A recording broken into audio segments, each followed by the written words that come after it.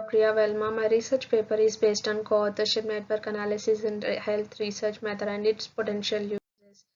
In public healthcare and treatment, the health research system avoids risk factors. The collaboration between the scientist and the healthcare department plays an important role to get the crucial information. The health innovation networks are pretended as effective ways for assisting developing countries in addressing the difficulties of neglected tropical diseases. The researchers can develop communication networks, share ideas, resources, and information to build and transit new knowledge eventually to produce the innovative ideas when they collaborate so that they can easily lower the cost of the research to increase the productivity.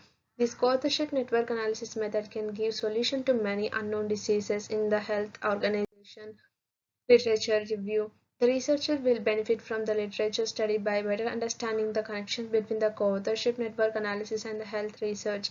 It also helps to illustrate the various methods of co-authorship in the area of research, health research department.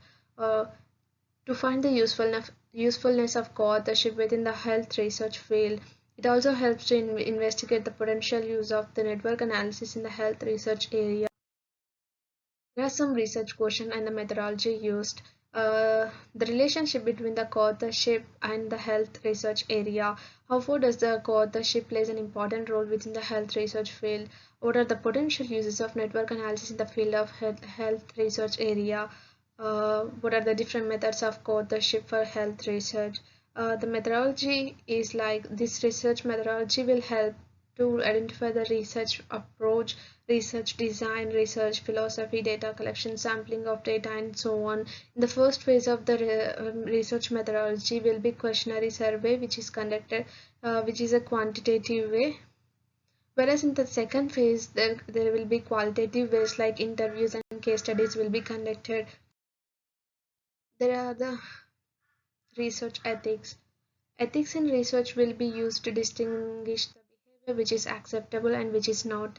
The research the research signifies the use of studying from the authenticated website like articles, journals, and the World Wide Web.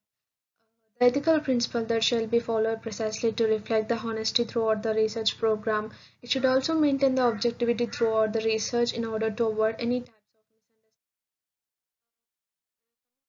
misunderstanding. The researchers at present needs to be focused more on creating better healthcare development with the help of co-authorships, network analysis.